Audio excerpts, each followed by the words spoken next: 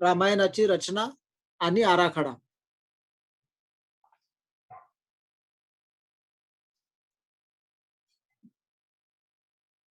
आवाज येतोय माझा?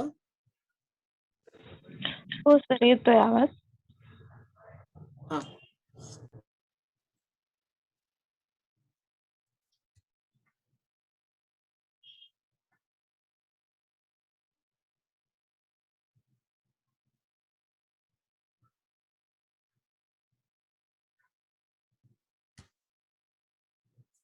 तर रामायणाची रचना हा विषय बघताना सगळ्यात आधी आपण बघणार आहोत की रामायणाचा काळ काय असेल,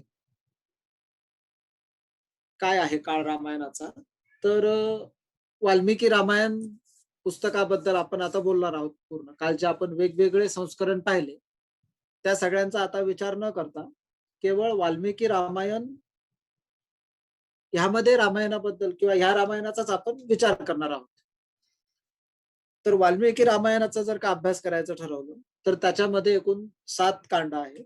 पण त्या 7ही कांडांमध्ये कुठेच वाल्मिकी ऋषींनी स्वतः लिहिताना असं सांगितलेलं नाही की या तारखेला मी सुरू करतोय लिहायला किंवा हा सण आहे, हे इसवी सन आहे वगैरे, असे काहीच वर्णन नाहीये. जसं आज आपण एखादं पुस्तक हातात घेतलं तर त्याच्यामध्ये पहिल्याच पानावरती एडिशन कोणता आहे, कुठे पब्लिश झालेलं आहे, हे माहित असतं, सगळं दिसतं आपल्याला. पण रामायणाच्या बाबतीत किंवा जुन्या संस्कृत कोणत्याच पुस्तकाच्या बाबतीत लेखकांनी असं लिहिलेलं नाही. दुसरा एक सोपी पद्धत झाली असती ते म्हणजे की कवी जो आहे, लिहिणारा जो आहे, त्याचा जन्म तारीख, मृत्यू तारीख हे जरी आपल्याला माहिती असलं तरी आपण ठरवू शकलो असतो की हा ह्या काळामध्ये ते ग्रंथ लिहिला गेला असेल.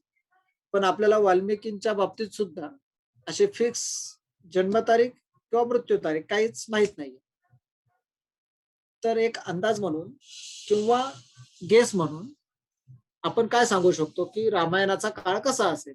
ना पुस्तकात लिहिलेला आहे, ना कवीच्या जन्म मृत्यूबद्दल आपल्याला माहिती. मग रामायणाचा काळ कसा ठरवता येईल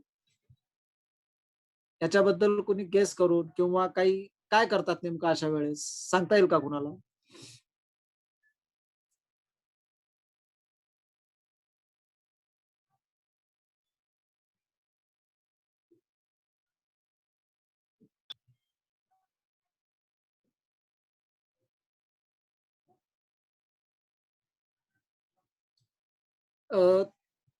ज्यांना बोलायचं असेल त्यांना अनम्यूट करावं लागेल आधी स्वतःला, मग बोलता येईल.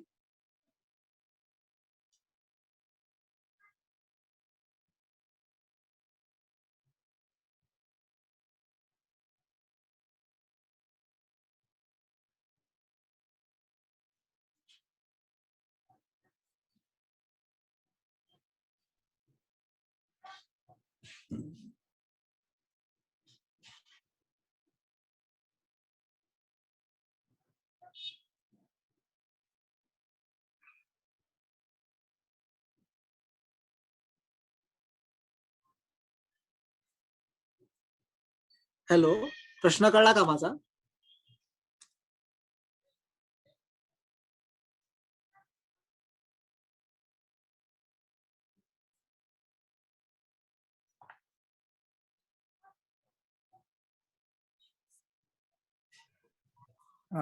मी करतो प्रयत्न.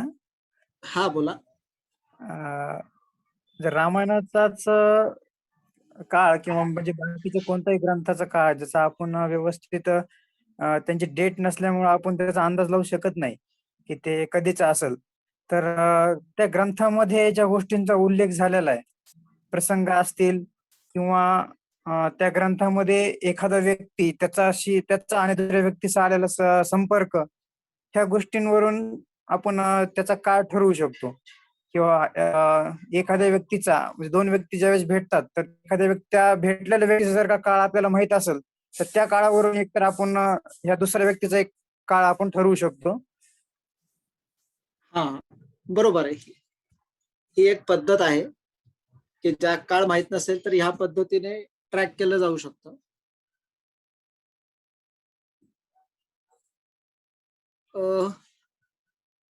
एक आपल्याकडे ब्रँच आहे अभ्यासाची, आर्किओलॉजी म्हणून. किंवा इतिहासाचा अभ्यास करणारे, तर ते अशा प्रकारच्याच गोष्टींचे काही अभ्यास करतात की ज्याच्याबद्दल आपल्याला फिक्स डेट माहित नसेल. तर त्यामध्ये वेगवेगळी इतिहासाची साधनं त्यांनी सांगितलेली आहेत, की इतिहास डायरेक्ट तारखेनुसार आपल्याला माहित नाहीये. मग अशा वेळेस आपण कोणकोणत्या पद्धतीने जाऊ शकतो.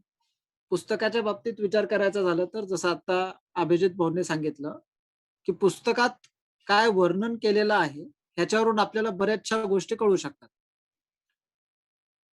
की कोणत्या काळाचं वर्णन आहे हे वाचून किंवा त्या गोष्टीवरून आपण काही संदर्भ लावू शकतो. दुसरी एक पद्धत अशी आहे, की इतर लोकं, इतर कवी किंवा इतर लेखक ह्या ग्रंथाबद्दल काय म्हणतायत? त्यांनी कुठे-कुठे काय-काय लिहून ठेवलंय याच्याबद्दल? त्याच्यावरून आपल्याला गेस करता येतं. तर प्रवास वर्णन असतात वेगवेगळे आणि एवढं करूनही फिक्स तारीख नाहीच काढता येत. पण आपण एवढं मात्र सांगू शकतो, की हां, ह्या काळाच्या नंतरच रामायणाची रचना झालेली असेल किंवा अमुक एक तारखेच्या आधी झाली असेल. म्हणजे ह्या गोष्टीच्या नंतर किंवा ह्याच्या आधी असा काहीतरी अंदाज लावून आपण काढू शकतो. अजून कुणाला काही गेस करायचं आहे, की कसं लावू शकतो आपण काळाच्या बाबतीत?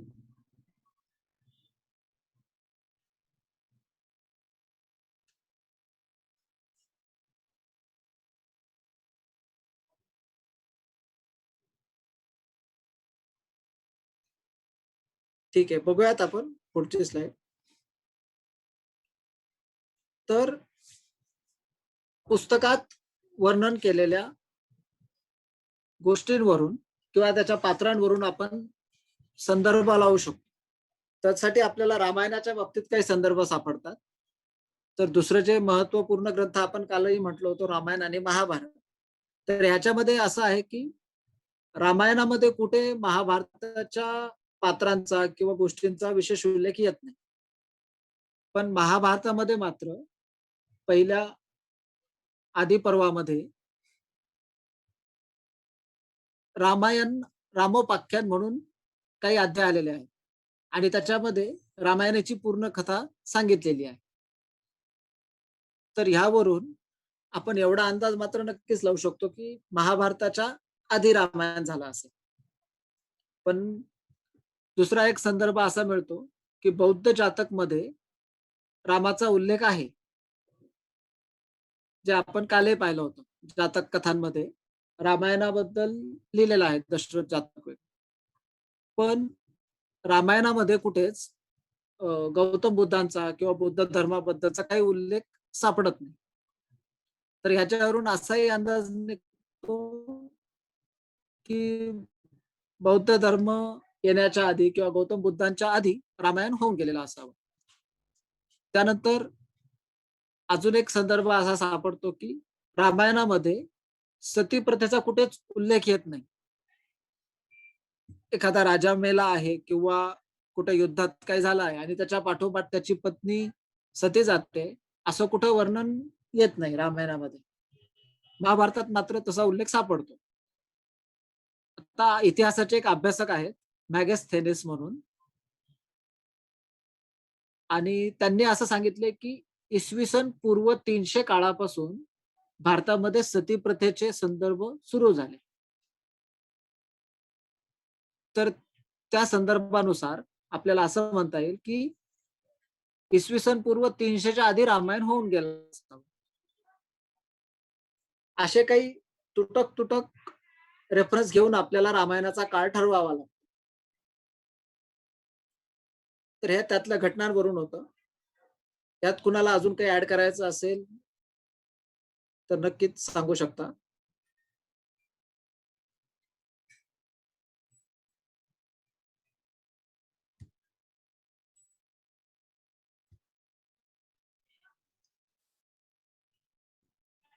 दुसरी एक आपल्याला पद्धत अशी आहे काळ ठरवण्याची, की त्या ग्रंथामध्ये कोणकोणत्या घटनांचं वर्णन येतं, कोणकोणत्या स्थळांचा उल्लेख येतो. काही नद्यांचा उल्लेख आला असेल, तर त्याच्यावरून त्या नदीचं आपल्याला काही माहिती काढता येते का? किंवा एखादं प्रसिद्ध ठिकाण आहे, ते ठिकाण कधी निर्माण झालं हे आपल्याला माहीत असतं. त्याचा काही उल्लेख रामायणात आहे का, असा काही आपल्याला अंदाज लावता येतो. तर त्यानुसार पाहायचं झालं तर अयोध्या नगरी ही रामायणामधली मुख्य गोष्ट आहे समजा, तर ती आहे कोसल देशाची राजधानी.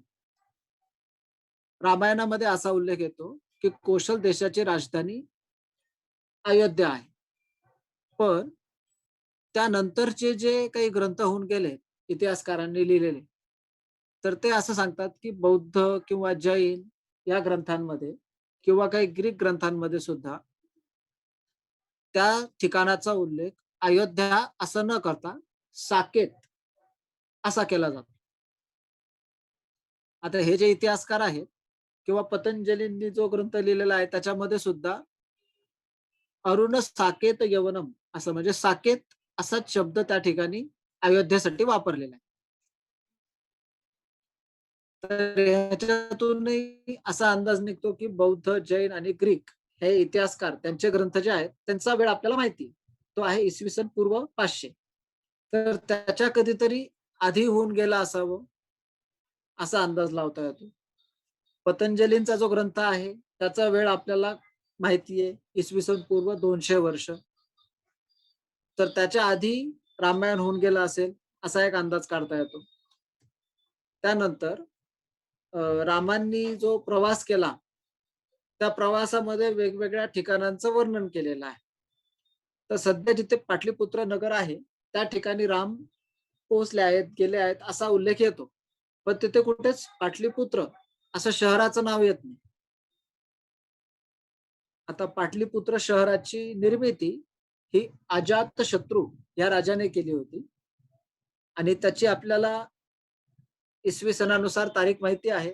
ती म्हणजे इसवी सन पूर्व 380. तर इसवी सन पूर्व 380 मध्ये पाटलीपुत्र बनलं होतं. राम त्या ठिकाणी गेलेले होते, परंतु रामायणात त्याला पाटलीपुत्र म्हटलेलं नाही. म्हणजेच इसवी सन पूर्व 380च्या आधी रामायण होऊन गेलेलं असावं. असा इतिहासकार संदर्भ लावून सांगतात. तिसरा एक मुद्दा सापडतो या ऐतिहासिक स्थळांच्या बाबतीत. तो म्हणजे रामायणामध्ये मिथिला आणि वैशाली असे दोन्ही शहरांचे उल्लेख सापडतात. पण त्यानंतर येणाऱ्या बौद्ध वाङ्मयामध्ये मात्र फक्त वैशाली हे एकच शहर वापरलं जातं दोन्ही ठिकाणांसाठी म्हणून. म्हणजे मिथिला हे शहर नंतर वैशाली शहराचाच एक भाग म्हणून जोडलं गेलं आणि ते दोन्ही एकाच नावाने ओळखले गेले, वैशाली शहराच्या नावाने. तर नंतर प्रत्येक ठिकाणी वैशाली शहराचाच उल्लेख येतो. तर ह्याच्यावरूनही असा अंदाज काढता येतो की बौद्ध वाङ्मय जेव्हा निर्माण झालं, त्याच्या आधी हा ग्रंथ येऊन गेलेला आहे. म्हणून तिथे 2 शहरांची नावं दिसतात. तर अशा पद्धतीने आपल्याला अंदाज काढता येतो. ऐतिहासिक स्थळांवरून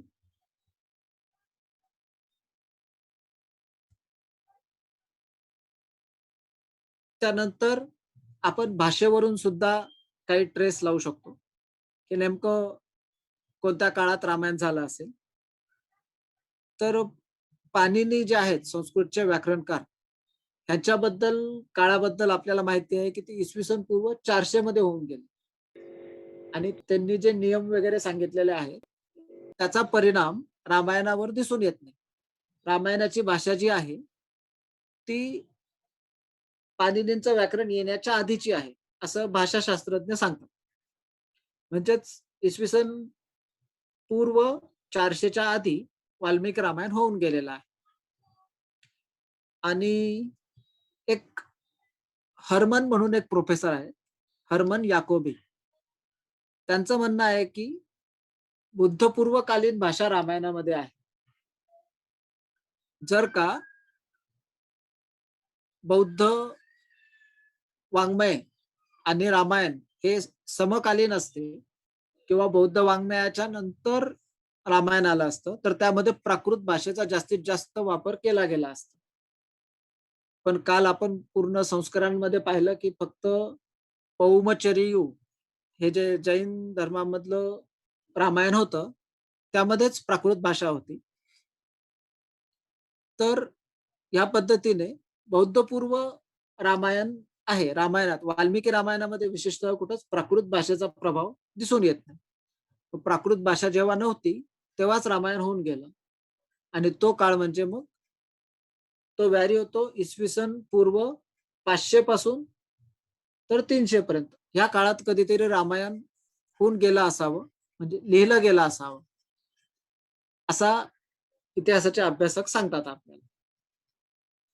पण जे लिहिलं गेलं तर एकाच काळी परिपूर्ण लिहिलं गेलं असंही नाही. जे मूळ टेक्स्ट होतं ते ह्या काळामध्ये लिहिलं गेलं आहे. आणि नंतर त्याच्यामध्ये काही पार्ट नंतर ऍड केले गेले. त्याचं व्यापक रूप बनत गेलं.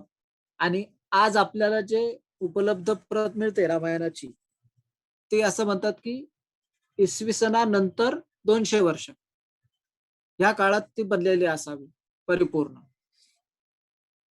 तर ह्या गोष्टींवरून आपल्याला वाल्मिकी रामायणाचा काळ ठरवता येतो. इसवी सन पूर्व -500 म्हणजे इसवी सन पूर्व 500 ते इसवी सन नंतरचं 200 या पूर्ण काळखंडामध्ये वाल्मिकी रामायणामध्ये हळूहळू बदल होत होत ते तयार होत गेलं. याबद्दल कोणाला काही मत मांडायचं आहे का?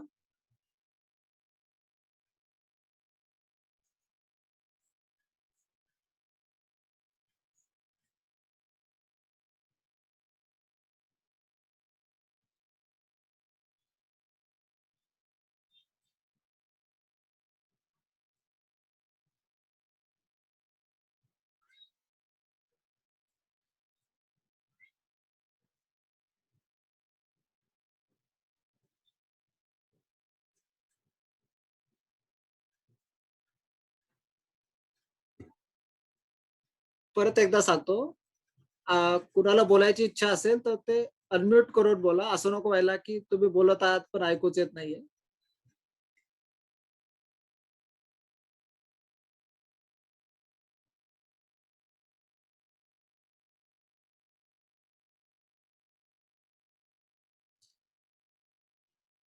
तर यामध्येच काळ ठरवताना अजून एक मुद्दा असतो, तो म्हणजे इतर कवींनी केलेला ग्रंथाचा उल्लेख.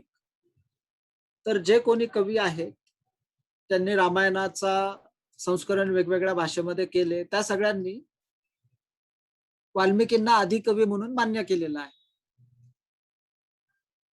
जसं की रघुवंश लिहितानाच कालिदास सांगतात, की माझ्या आधीच पूर्वसुरेंनी लिहिलेलं आहे आणि याच्यामध्ये मी अजून काही बोलू शकेल, असं काही माझ्याकडे विशेष नाहीये.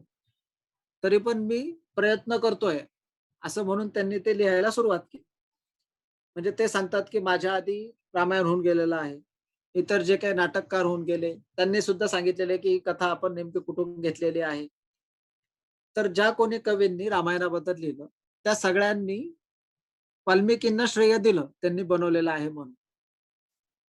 तर हे सर्व कवी नंतरचे आहेत आणि वाल्मिकी रामायण आधीच आहे, हे सुद्धा त्या ग्रंथांवरून आपल्या लक्षात येतं. तर हे होतं रामायणाच्या काळाबद्दल. आता आपण थोडक्यात रामायणाची कथा बघूया. रामायणामध्ये एकूण 7 कांड आहेत.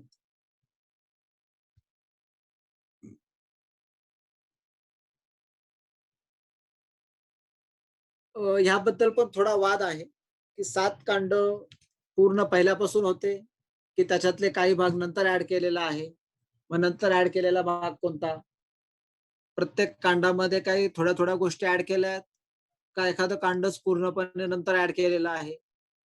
या सगळ्याबद्दलही काही गोष्टी आहेत, ज्या आपण पूर्ण या कथेचं वर्णन झाल्यावर बघूयात एकदा.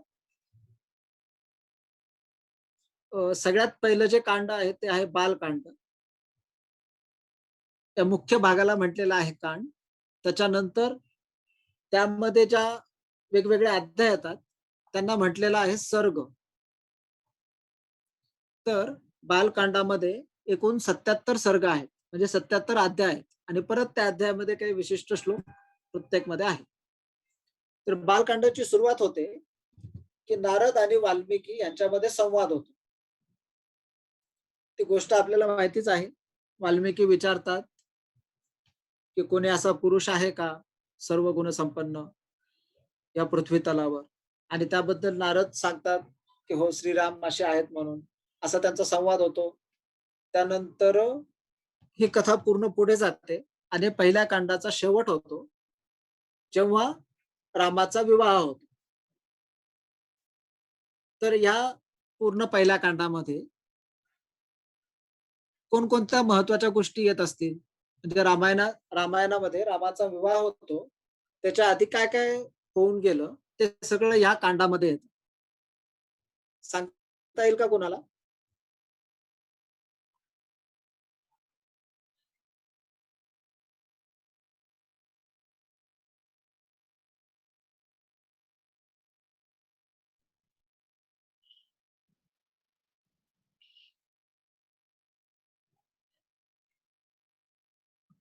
विश्वामित्र ऋषी त्यांना घेऊन गेलेले जंगलात आणि त्यानंतर ताडकेचा वध सुद्धा बालकांडात झाला असेल.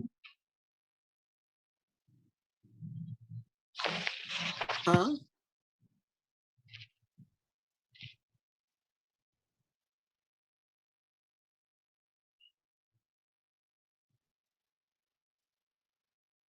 बरोबर आहे.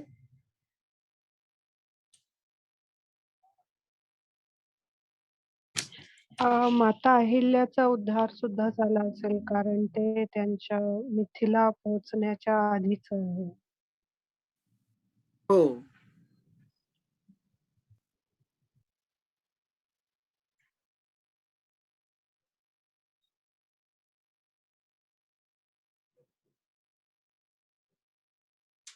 क्रौंच पक्षाची जी मृत्यू वाल्मिकीने पाहिला आणि त्यांना काव्य सुचलं, तो प्रसंग सुद्धा येतो ह्याच भागामध्ये. त्यानंतर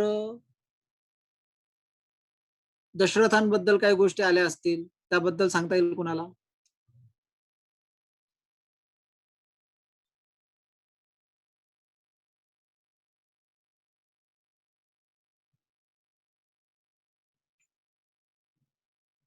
की दशरथांना 3 राण्या होत्या, परंतु त्यांना पुत्र नव्हता. त्यांनी काही यज्ञ केला. ती कथा आहे. त्यानंतर ह्याच्यात एक महत्वाची गोष्ट अजून एक येते कथा अशी की देव सगळे ब्रह्मदेवाकडे गेले होते आणि त्यांना रिक्वेस्ट केली यांनी की रावण सर्वांना खूप त्रास देत आहे. तो देवांवर सारखा आक्रमण करत आहे. तर त्याचा वध करण्यासाठी तुम्ही पृथ्वीवर अवतार घ्या. आणि म्हणून मग विष्णूंनी दशरथाच्या पोटी जन्म घेतला. अशी एक कथा याच्यामध्ये आलेली आहे. तर या कथेचा आपल्याला संदर्भ नंतर येणार आहे. म्हणून ही लक्षात असू द्या. त्यानंतर पुत्रप्राप्ती झाली दशरथाला. जेव्हा राम, लक्ष्मण मोठे झाले त्यावेळेस विश्वामित्र आले दशरथाकडे आणि त्यांनी सांगितलं की मला यज्ञाच्या रक्षणासाठी तुझी मुलं हवी आहेत. दशरथ म्हणाला की ते अजून लहान आहेत, मी स्वतः येतो. परंतु विश्वामित्रांच्या डोक्यात वेगळं काय असेल, त्यांनी सांगितलं की मला राम आणि लक्ष्मण हे दोघं हवे आहेत. तर त्यावेळेस ते त्यांना घेऊन गेले. त्यानंतर याच्यामध्ये मारीच राक्षसाचा वध, सुबाहूचा वध, ताटका हिचा वध, ह्या सगळ्या गोष्टी येतात. आणि त्यानंतर शेवटी राम जनकाच्या नगरीमध्ये पोहोचतात. त्या ठिकाणी सीतेसोबत त्यांचा विवाह होतो. ही सगळी कथा या पहिल्या भागामध्ये येते.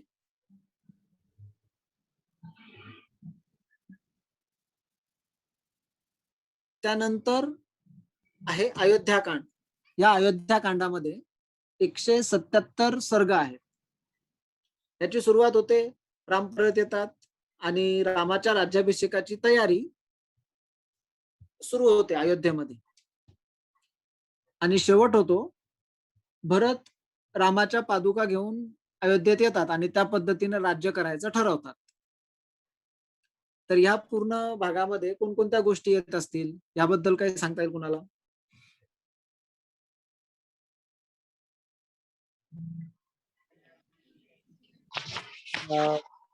मंथरा आणि कैकेयी यांचा जो संवाद झाला होता हा आणि त्याच्यातून मग ते दशरथाला आपल्या वचनाची आठवण करून देऊन मग दशरथ विलाप पण याच्यामध्ये येत असेल. बरोबर आहे, ही कथा आहे याच्यामध्ये.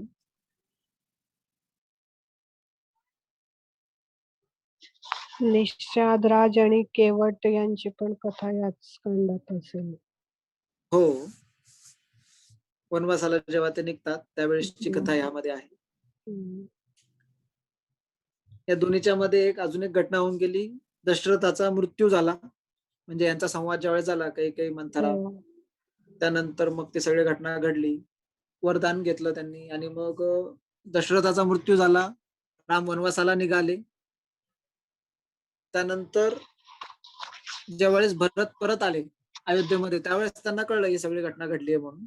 मग ते पुन्हा रामाला भेटायला गेले. त्यांना सांगितलं की तुम्ही या परत, माझ्यासाठी राज्य मागितलेलं आहे काही नाही, पण मलाच राज्य नकोय. तर मग त्या वरदानाला किंवा याला काही अर्थच राहत नाही, तुम्ही परत या. पण त्यावेळेसही रामाने नाही म्हणून सांगितलं आणि त्यांना सुवर्ण पादुका दिल्या. तर ते घेऊन भरत परत आले. इथपर्यंतची गोष्ट ह्या कांडामध्ये येते, अयोध्या कांडामध्ये.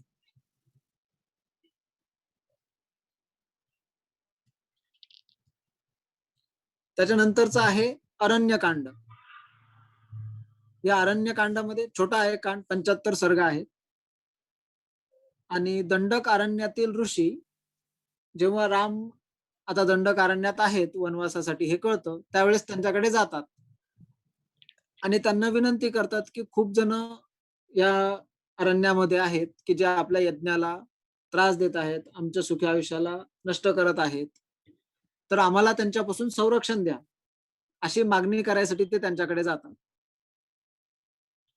आणि ह्याचा शेवट होतो की कबंध नावाचा एक राक्षस हा सांगतो रामाला की सीता प्राप्तीसाठी तुम्हाला सुग्रीव मदत करेल, तर तुम्ही सुग्रीवाला जाऊन भेटा. इथे त्या कांडाचा शेवट होतो. तर यातही काही महत्वाच्या घटना घडून गेलेल्या आहेत. सांगता येईल कुणाला? हनुमान भेट हा, आणि मग हनुमानाने सुग्रीवाला यांची आणि सुग्रीवची भेट करून दिली. बालीवध नाही, अजून सुग्रीवाची भेट झालेली नाहीये. अच्छा. हा, सुग्रीवाला भेटा असं एका हम्म. राक्षसाने, म्हणजे तो कबंध एक राक्षस होता जो धड होतं, फक्त त्याला मुख नव्हतं, असं एक राक्षसाचं वर्णन केलेलं आहे. त्याला राम लक्ष्मणांनी मारलं आणि तो मेल्यानंतर त्याच्या शरीरातून ते काय ज्योत वगैरे त्याने सांगितलं की सीता प्राप्तीसाठी तुम्हाला सुग्रीव मदत करेल, तुम्ही जाऊन सुग्रीवाला भेटा, एवढं सांगितलं आणि इथे ते संपतो कांड. तर त्याच्या आधी सीताहरण हा, सीतेचं हरण होतं. म्हणजे नाक काटण्याचा प्रसंग जो आहे तो याच्यामध्येच येईल ना, हो सीताहरण हो हो, बरोबर. शूर्पणखा येते, राम आणि लक्ष्मणांशी बोलते, पण तिचा काही हेतू साध्य होत नाही. म्हणून मग ते जाऊन तिचा एक भाऊ आहे खर, त्याला सांगते आधी. तो खर अनेक राक्षसांना घेऊन येतो. राम आणि लक्ष्मण त्या सगळ्यांना पराजित करतात. मग ती जाते रावणाकडे आणि वर्णन करते सगळ्या या गोष्टीचं. मग मारीच हा जो आहे तो सोन्याचं हरणाचं रूप घेऊन येतो. ती सगळी कथा आपल्याला माहिती आहे. त्यानंतर रावण सीतेला घेऊन पळून जात असतो, तेव्हा जटायू येतो. ही सगळी कथा पण याच्यामध्ये येते. आणि मग वापस आल्यावर राम आणि लक्ष्मण सीतेच्या शोधात निघतात. शोधात जात असताना मग त्यांना जटायू भेटतो आणि हे शेवटची कथा सांगितली ती कबंध राक्षस सांगतो की सुग्रीव तुम्हाला या सगळ्यामध्ये मदत करेल. त्यानंतर आहे किष्किंधा कांड. हे सुद्धा छोटा आहे कांड, याच्यामध्ये 67 सर्ग आहे. याची सुरुवातच होते सुग्रीवाच्या भेटीने आणि त्यानंतर शेवट होतो तो हनुमान लंकेत जाण्यासाठी निघतो. तर ह्यात पण काही महत्वाच्या गोष्टी घडतात. आज आपले सहभागी तेवढेच आहेत, काल होते तेवढे, पण बोलणाऱ्यांची संख्या कमी झाली आज.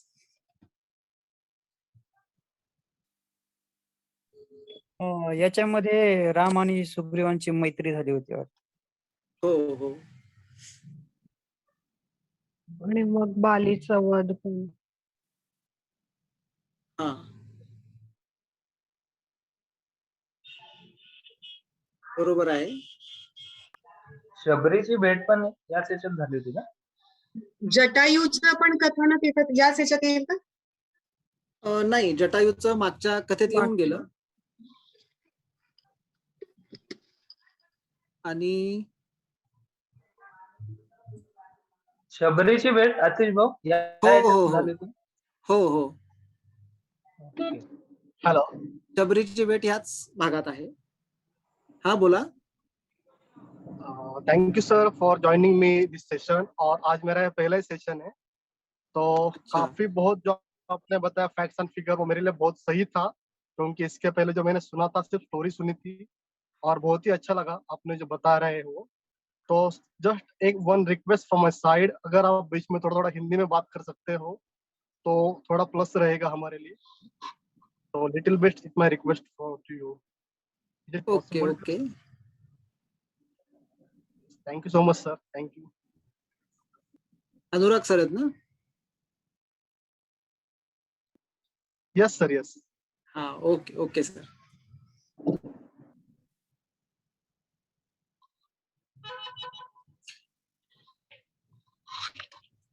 बरोबर आहे. तर किष्किंधा कांडामध्ये सगळ्यात पहिल्यांदा सुग्रीवाची भेट होते.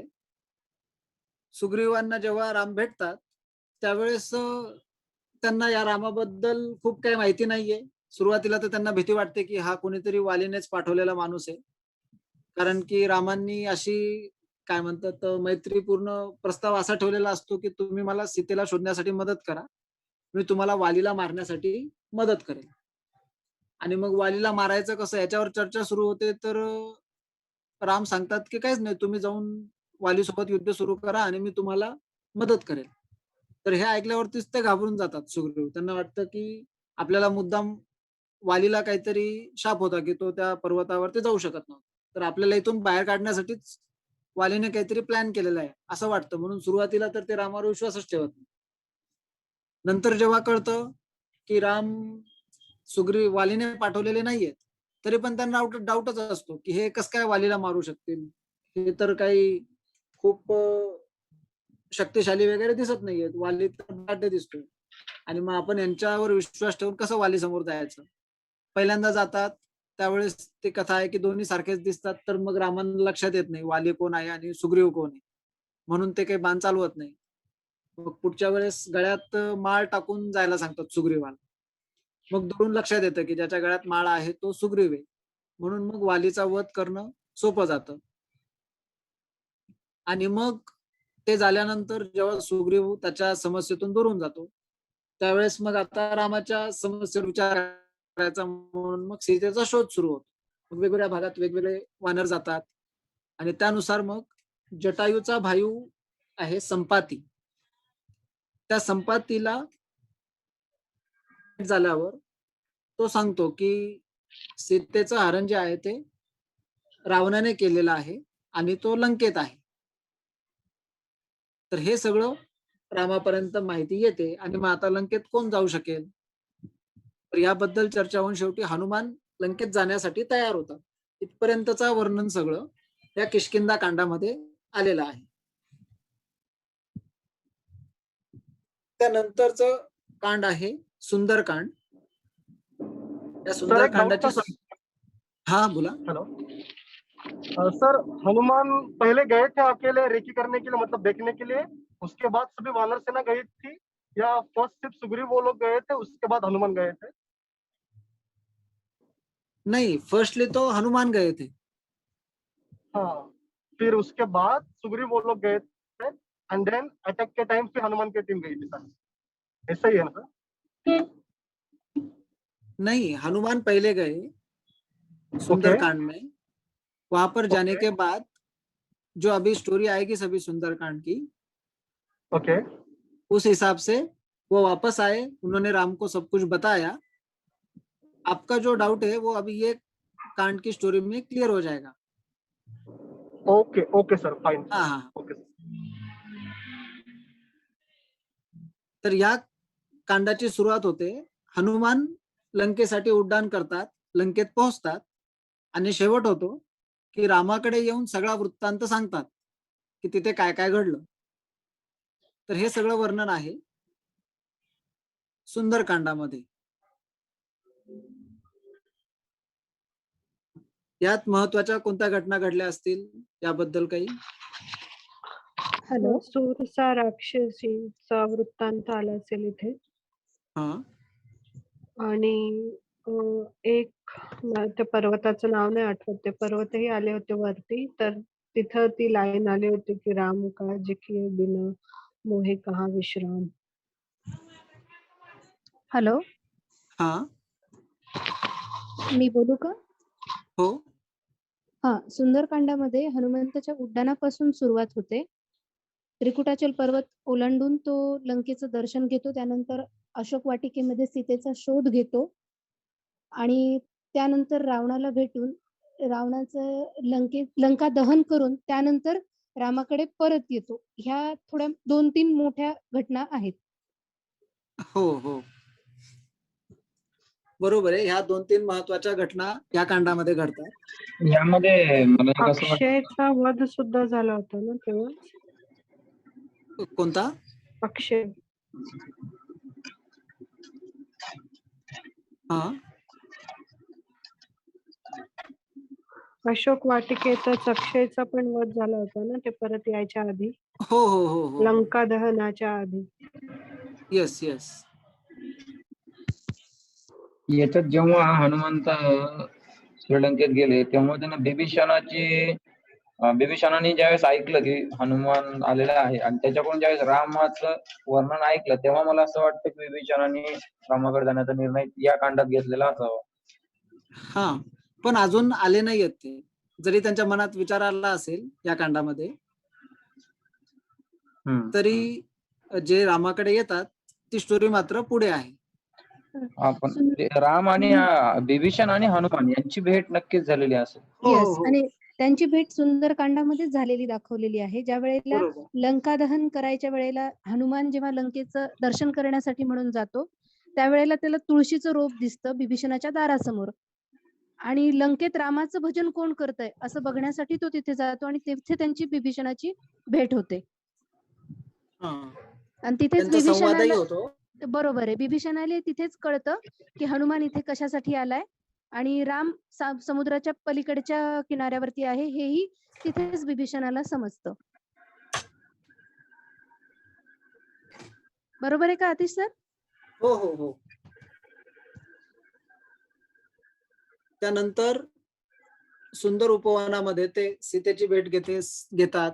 सीतेला आधी वाटतं की हे योग्य आहे की नाही, किंवा कोण आहे माणूस ओळखावा कसा, म्हणून मुद्रा दाखवतात. हे पण प्रचलित गोष्ट आहे, आपल्याला माहित आहे. आणि रावणाची शक्ती तपासावी म्हणून मग ते जाता जाता लंका दहन पण करतात. दुसरं असं की आपलं ताकद दाखवून द्यावी. जेव्हा रावणाला कळेल की एक वानर इथपर्यंत आला आणि एवढा गोंधळ करून गेला, आता तर पूर्ण शक्ती म्हणजे वानर सेना येते, तर किती ते शक्तिशाली असतील, अशी एक भीती त्याच्या मनामध्ये तिथे बसली.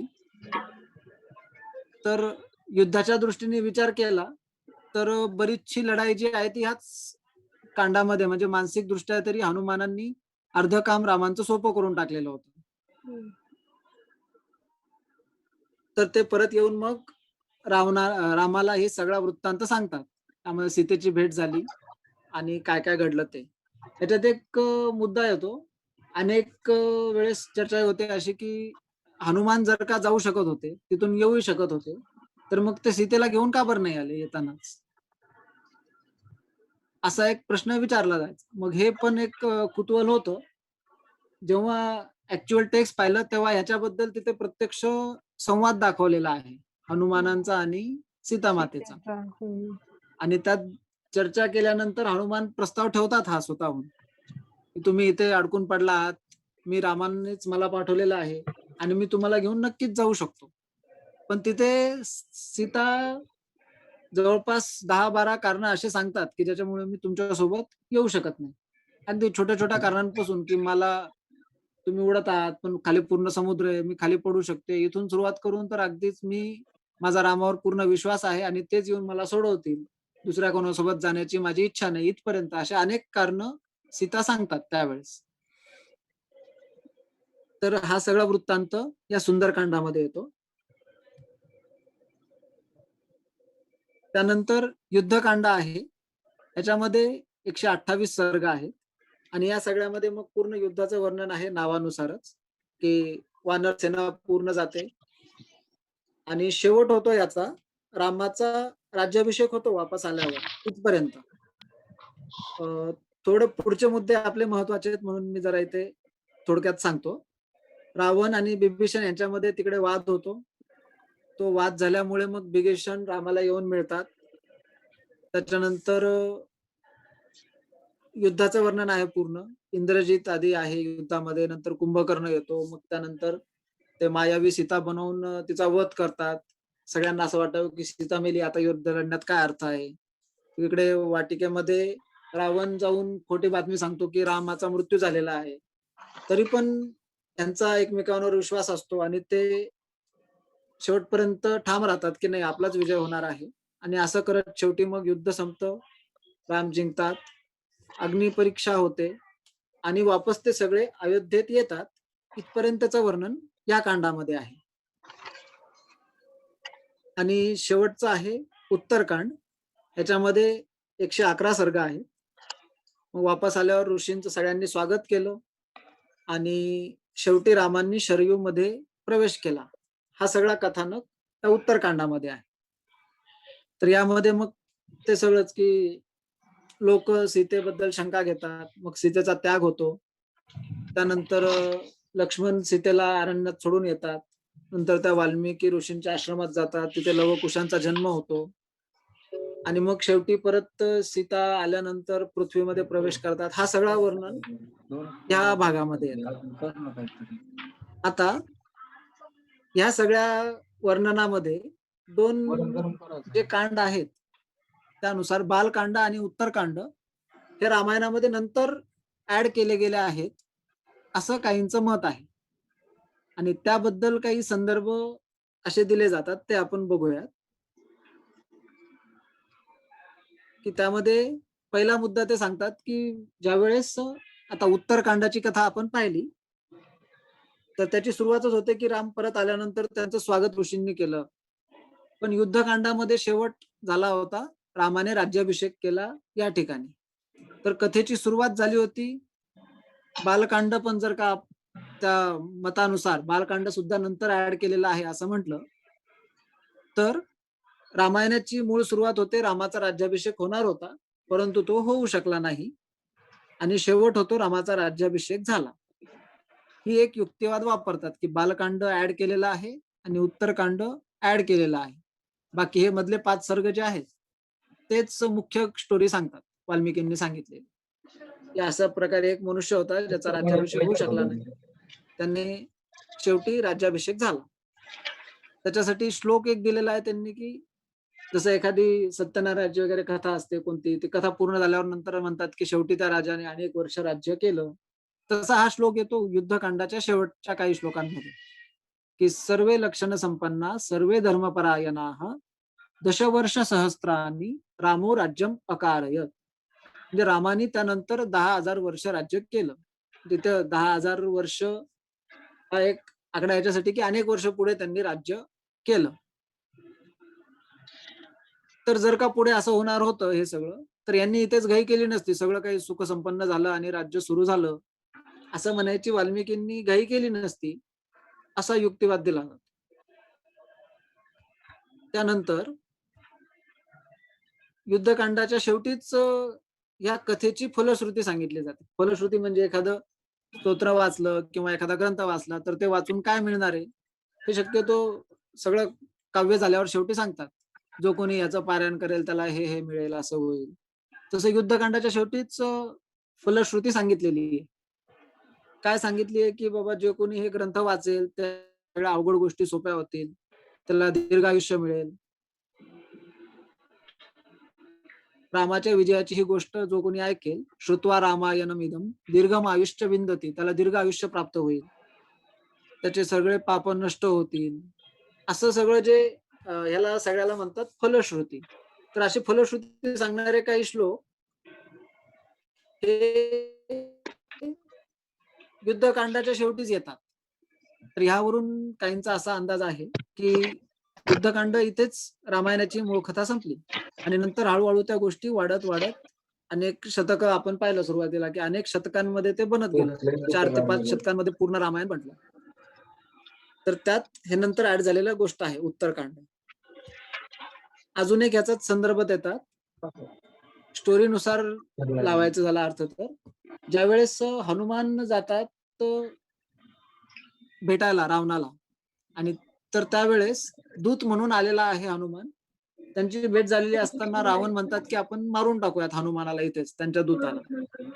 त्यावेळेस बिभीषण वाद घालतात रावणासोबत की असं दूत आलेल्या व्यक्तीला मारणं योग्य नाही. आणि त्याच्याबद्दल ते श्लोक लिहिला येते की एतान ही दूते प्रवदंती दंडान. जो दूत आहे त्याच्यासाठी वरील दंड सांगितलेले आहेत. काय काय दंड सांगितले ते वैरूप्यम अंगेशु किंवा लक्षण सन्निपातः, त्याचे काही अवयव कापून टाका किंवा त्याला विरूप करा, त्याला काही त्रास द्या, त्याचं केस काढून टाका सगळे, त्याचा अपमान करा. परंतु वदह तू दूतस्य न श्रुतो अपि, परंतु कधीच दूताला मारू नये. म्हणजे रावणाचा जो विचार होता की या दूताला मारून टाकू रामाच्या, तर त्याच्याबद्दल बिभीषणाने विरोध केला आणि तिथे सरळ दिलं की दूताला मारलेलं आजपर्यंत कधी ऐकिवात नाही. आता हे जर का असं असेल तर पुढच्या उत्तरकांडामध्ये एक श्लोक आहे ज्याच्यामध्ये वर्णन असं केलेलं आहे की रावणाने देवांच्या दूताला मारून टाकलं त्यांच्या भागात आलेल्या असताना. म्हणजे ही कथा आधीची आहे, रामाच्या आधीची, की ज्याच्यामध्ये देवता आणि रावण यांच्यामध्ये युद्ध चालू होतं आणि त्यावेळेस काही एक दूत देवतांनी पाठवला रावणाकडे आणि तो रावणाने मारून टाकला असं वर्णन येतं उत्तरकांडामध्ये.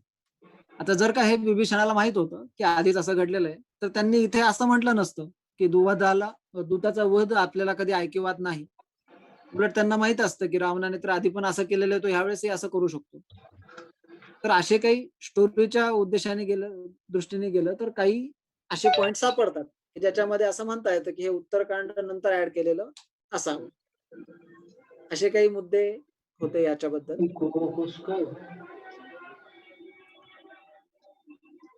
याबद्दल कुणाला काही ऍड करायचंय का?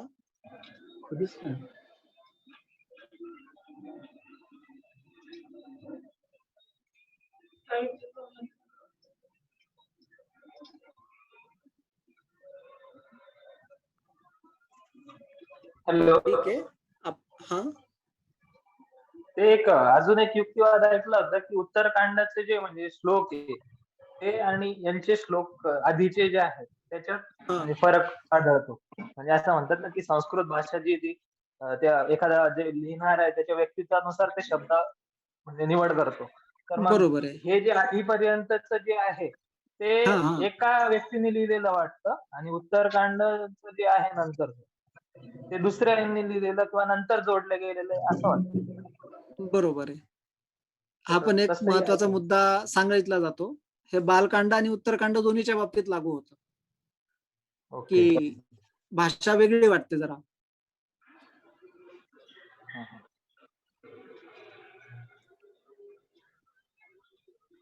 आणि अजून एक आपण जे सुरुवातीला म्हटलं की महाभारतामध्ये पण रामायणाचा उल्लेख येतो तर तो वनपर्वामध्ये येतो 272 पासून 279 या अध्यायांमध्ये. पण तिथे पण ही स्टोरी इथेच संपते.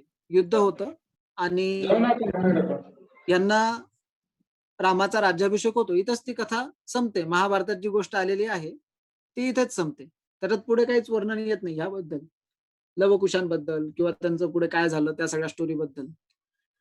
तर ह्याच्यावरून तर नक्कीच म्हणता येतं की जोपर्यंत महाभारत होतं तोपर्यंत तरी एवढंच रामायण होतं, त्यानंतर ते वाढलं असावं.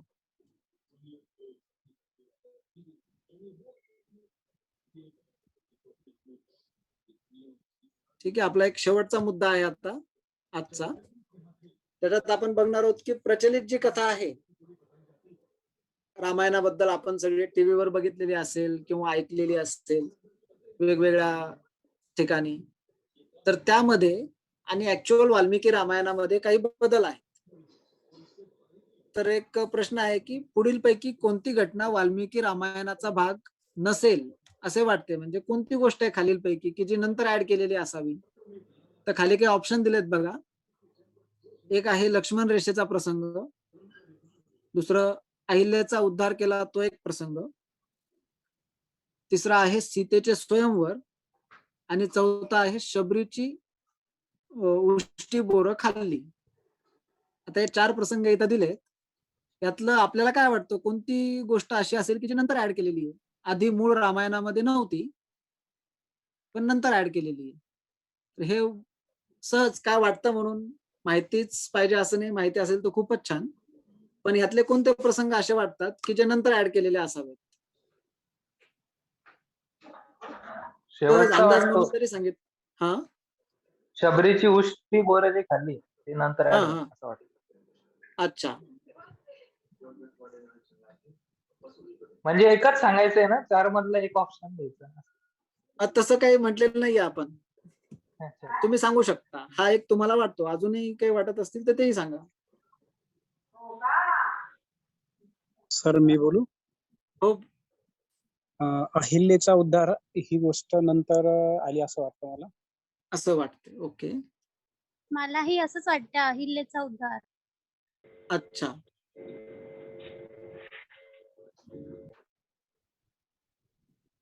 अजून कोणाला काही? म्हणजे हे काही माहितीपूर्ण असं नाही, वाटतं काय एवढंच सांगायचंय फक्त. कोणत्याही यातलं एक निवडायचं म्हटलं तर कोणतं निवडाल आपण? अहिल्याचा उद्धार. अच्छा. हा, कारण लक्ष्मण रेषा प्रसंग आणि सीतेचं स्वयंवर, शबरीची उष्टी बोर खाणे हे रामायणात ज्या म्हणजे आपण ज्या गोष्टी पाहतो ते तर नमूद केलेल्या आहेत ना त्या गोष्टी, पण अहिल्याचा उद्धार मी वाचनात माझ्या म्हणजे आलेलं नाहीये. अच्छा. ओके.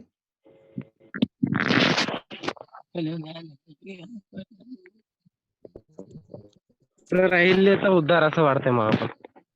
ओके, ठीक आहे. अजून सांगायचं कुणाला काही याबद्दल मग?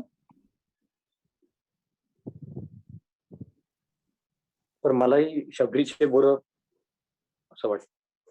अच्छा, आपलं नाव कळेल का इथे? आदित्य सर. अच्छा, हा हा, ओके, ठीक आहे.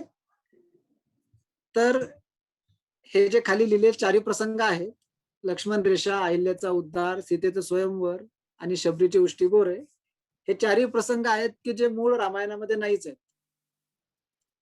म्हणजे चेतन भाऊंनी आता जे सांगितलं होतं एकच निवडायचं आहे का, तर तसं काही नाहीये.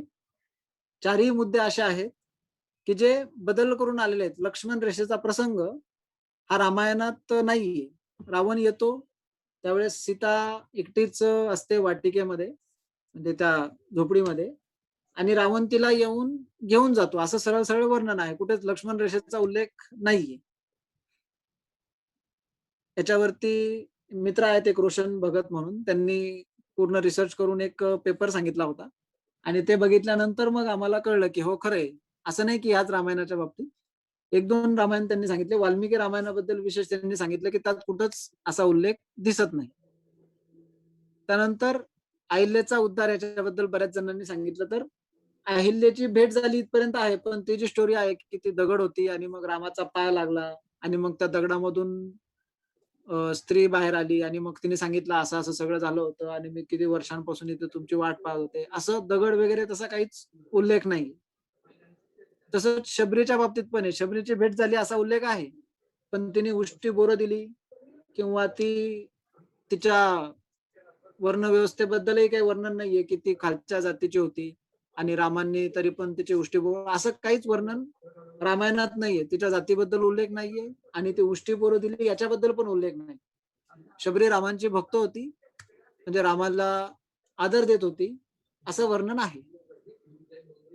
आणि स्वयंवराच्या बाबतीत आपण ते खूप रंगवून टीव्हीवर दाखवलं जातं, पण स्वयंवर घडलेलं नव्हतंच. जनक राजाकडे ज्यावेळेस राम लक्ष्मण गेले, त्यावेळेस विश्वामित्र जनक राजाला दुसऱ्या दिवशी भेटणार होते, तर आदल्या दिवशी ते फक्त सहज वेगवेगळ्या गोष्टी दाखवत होते. त्यावेळेस ते घेऊन गेले की शिवधनुष्य इथे आहे जनक राजाच्या राज्यामध्ये, चला आपण ते पण पाहूया.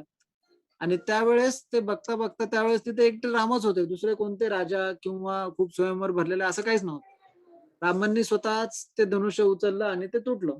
जनक राजा सुद्धा तिथे नव्हता. नंतर विश्वामित्रांनी जाऊन हे सगळं दुसऱ्या दिवशी जेव्हा भेट झाली तेव्हा सांगितलं. हा, पण हेही खरं आहे की सीता स्वतः ते धनुष्य उचलू शकत होती, म्हणून जनक राजाने ठरवलं होतं की तिचं लग्न अशाच एखाद्या राजाशी करून घेऊ की जो स्वतः पण हे उचलू शकत असेल, म्हणजे तिच्या एवढ्या ताकदीचा किंवा तिच्या समान तरी असला पाहिजे. आणि याच्यासाठी अनेक राजे येऊन गेले, त्यांनी प्रयत्न केला, पण त्यांना उचलता आलं नाही. पण ते एकाच वेळी नव्हतं घडलं, वेगवेगळ्या काळात वेगवेगळे राजे येऊन गेले,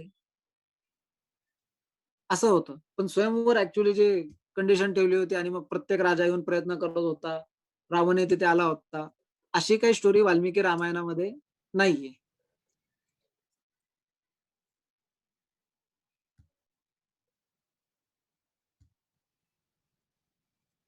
अजूनही काही एक दोन गोष्टी आहेत, बऱ्याच आहेत तशा, पण आपल्याला विशेष माहिती असलेल्या म्हणजे एक होते की वालीला युद्ध करताना जो कोणी वालीसोबत युद्ध करेल त्याला शत्रूची अर्धी ताकद मिळून जाते, असं एक दाखवलं जातं. पण ते पण रामायणात तसा काही उल्लेख नाहीये. किंवा जेव्हा समुद्र पार करून लंकेत जायचं होतं, त्यावेळेस समुद्र आणि राम यांच्यामध्ये संवाद दाखवलेला आहे.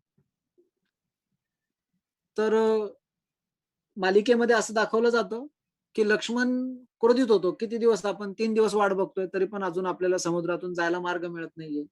आणि म्हणून लक्ष्मण चिडतो आणि मग तो समुद्रावर बाण मारायला जातो. त्यावेळेस समुद्र मग सांगतो की नाही नाही, तुम्ही असं आमच्यावर आक्रमण करू नका.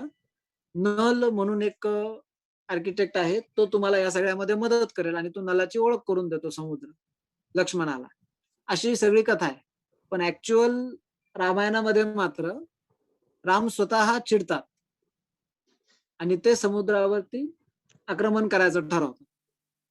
पण तेच असेल की मर्यादा पुरुषोत्तम आपण म्हटलेलं आहे रामाला, तर मग ते असं चिडलेले किंवा एकदम संयम त्यांचा गेलाय असं दाखवता येणार नसेल, कदाचित असं वाटलं असेल मालिका दाखवताना, म्हणून त्याच्यात तसा बदल केलेला दिसतो की लक्ष्मण चिडलेला आहे असं दाखवलं. मूळ रामायणात मात्र राम स्वतः क्रोधित होतात. अशा अजूनही काही गोष्टी असतील की ज्या रामायणात नंतर ऍड झालेल्या आहेत.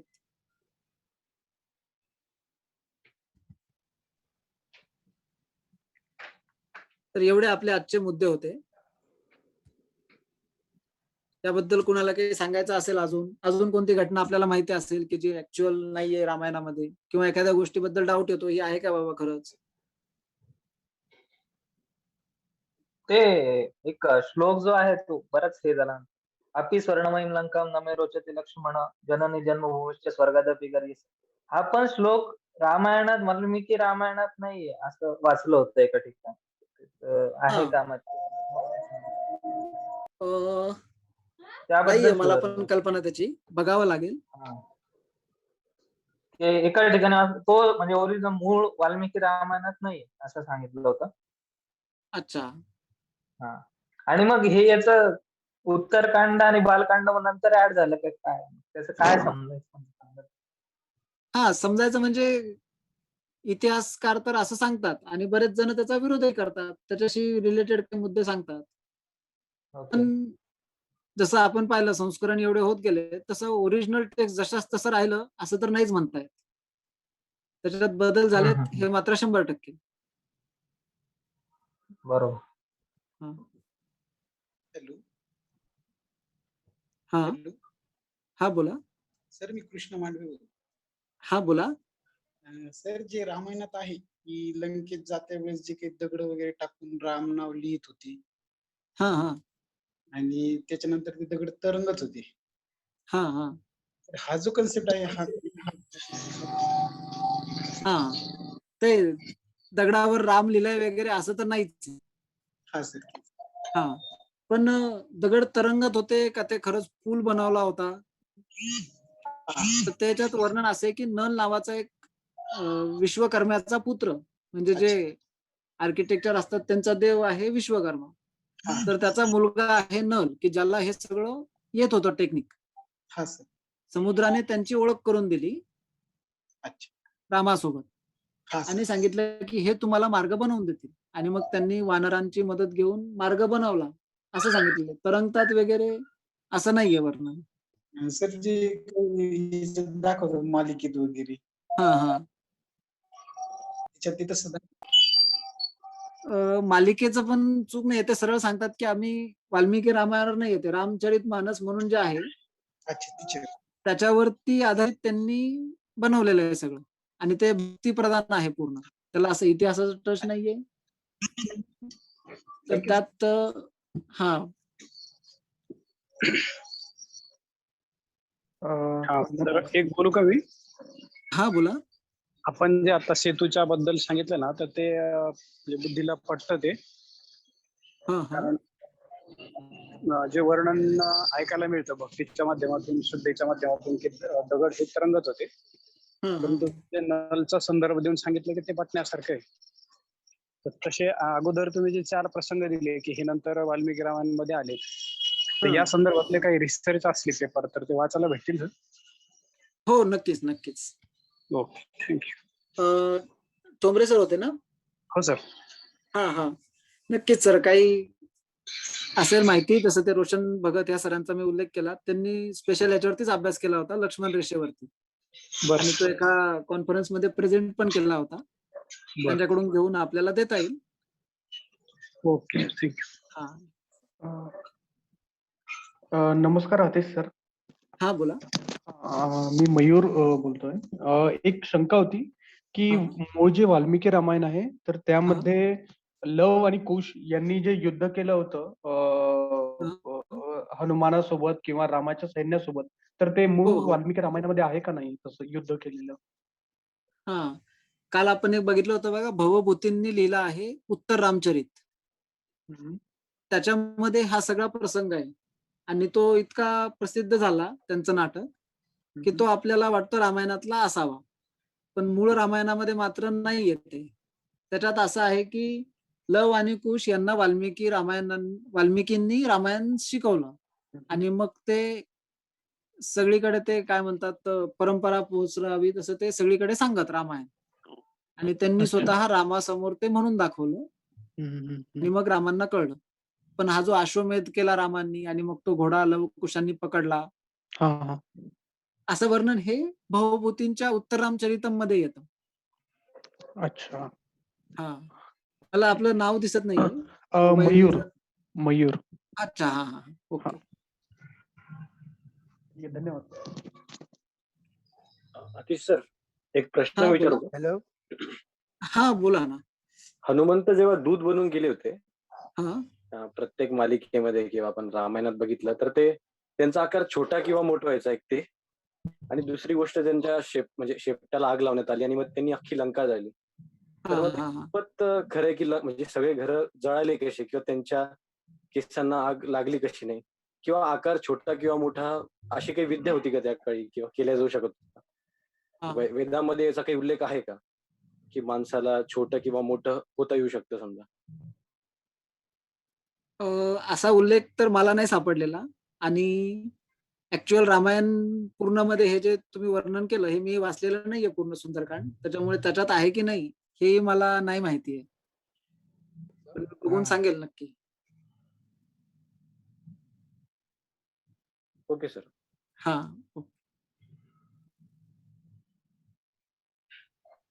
आतिश भाऊ. आतिश भाऊ हठयोगातला हा एक भाग आहे. वैभव वेगळे बोलतोय. हा बोला बोला. हा हठयोगातला हा एक भाग आहे आणि हठयोगाचे ज्ञाते होते हनुमान. त्यामुळे त्यांना हे करता येत होते. अच्छा. ऍक्च्युअल रामायणात आहे असं याच्याबद्दल काही सांगता येईल का आहे किंवा नाही असं? आपल्याला ह्यांनी शिकवलेलं आहे ना अच्छा, विद्यापीठ म्हणजे येऊन गेलेले आपल्या त्यात टेक्स्ट मध्ये आहेतच. हो टेक्स्ट मध्ये आहे. Okay okay. हा, तर ह्यानुसार मी आहे हठयोगानुसार हे वर्णन खरं आहे आणि रामायणात आहे असं हे सांगतायत आपल्याला हेगडे सर. हा बोला. हॅलो. अमोल भाऊ हा. बोलताय का? हा, अमोल बोलते. हा बोला. आपलं यांच्यावरून लक्षात येते की त्यावेळेस मग ते सिद्धीचं असू शकते का प्रमाण काही, आणि गरिमा गरिमा आपण जे सिद्धी बघतो आपल्या याच्यात सांगितलेले की सिद्धी वगैरे प्राप्त होतात, तर ते हनुमंताबद्दल आपण जोडू शकतो का? नाही सांगता येणार अमोल भाऊ. जोडू शकतो का म्हणजे मग ते आपल्याला ऍक्च्युअल टेक्स्ट बघितल्यावर कळेल. नाही, त्याचा आकार लहान मोठा होत होता असं आपण बघितलं समजा किंवा दाखवलं जाते. हा हा हा. त्याच्या संदर्भात आपण ते सिद्धीचं हे करू शकतो का? हो ना, तेच म्हणतोय की ऍक्च्युअल रामायण त्याच्यावर काय म्हणतंय तेच बघावं लागेल. बाकी आपण जोडू शकतो का, म्हणजे समजा माझा पूर्ण विश्वास आहे हनुमानावरती तर आपण होच म्हणणार, आणि एखाद्याला विरोध करायचा तर तो नाहीच म्हणेल. 5 मिनट मेरा क्लास खत्म होने को है.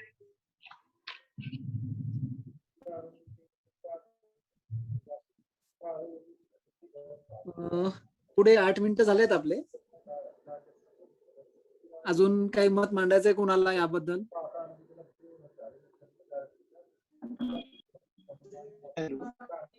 हॅलो.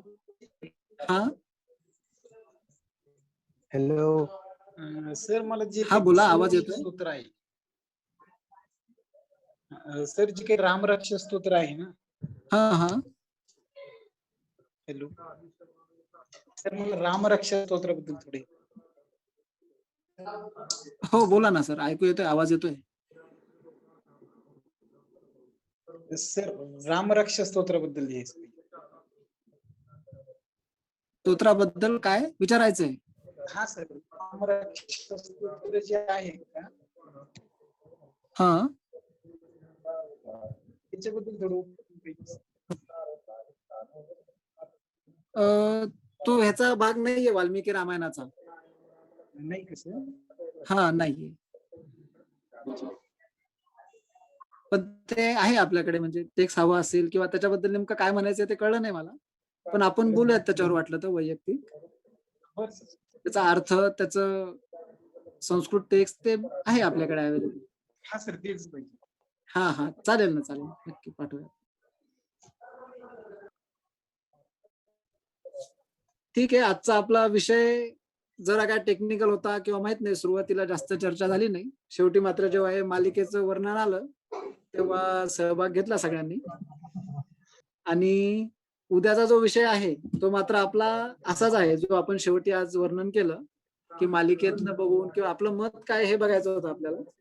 त्यानुसार उद्याचा आपला विषय आहे की राम अवतार आहेत की मनुष्य आहेत, आणि ह्याबद्दल आपल्याला टेक्स्ट काय सांगते ते आपण थोडक्यात बघूच.